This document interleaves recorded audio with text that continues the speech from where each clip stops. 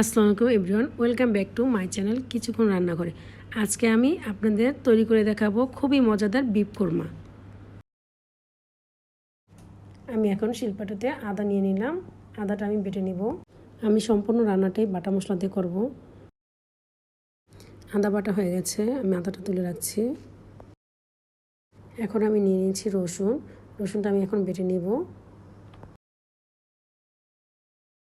রসুন বাটা হয়ে গেছে, রসুন বাটা তুলে নিচ্ছি।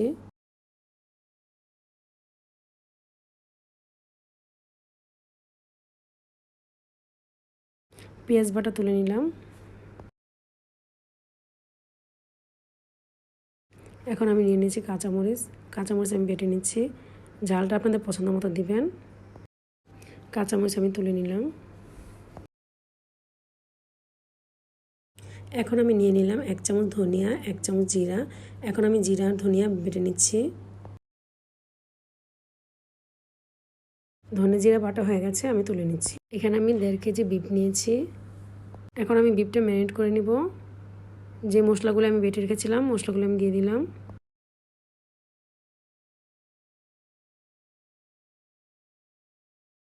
এখন আমি 1 চামচ লবণ দিয়ে দিলাম।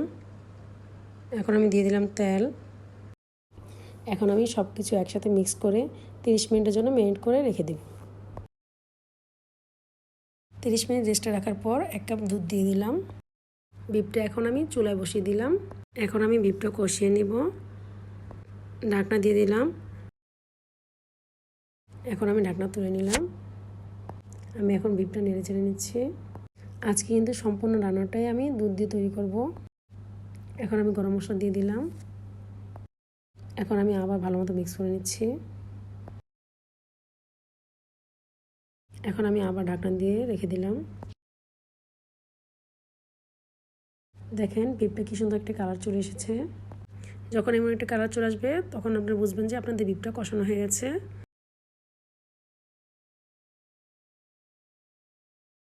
এখন আমি 1 কাপ দুধ দিয়ে দিলাম। এখন আমি ভালো মতো মিক্স করে নিচ্ছি।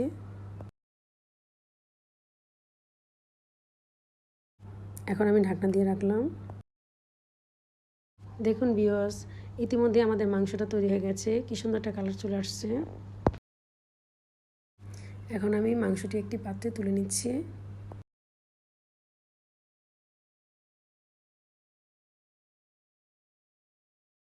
দেখুন ভিউয়ার্স, ঘরে রাখা কিছু উপকরণ দিয়ে খুব সহজভাবেই তৈরি হয়ে গেল মজাদার বিফ কোরমা। আপনাদের যদি মজাদার এই বিফ কোরমা রেসিপিটি ভালো লেগে থাকে তাহলে অবশ্যই বাসায় রেসিপিটি ট্রাই করবেন। আমার রেসিপিটি যদি আপনাদের ভালো লেগে থাকে তাহলে অবশ্যই লাইক কমেন্ট করবেন।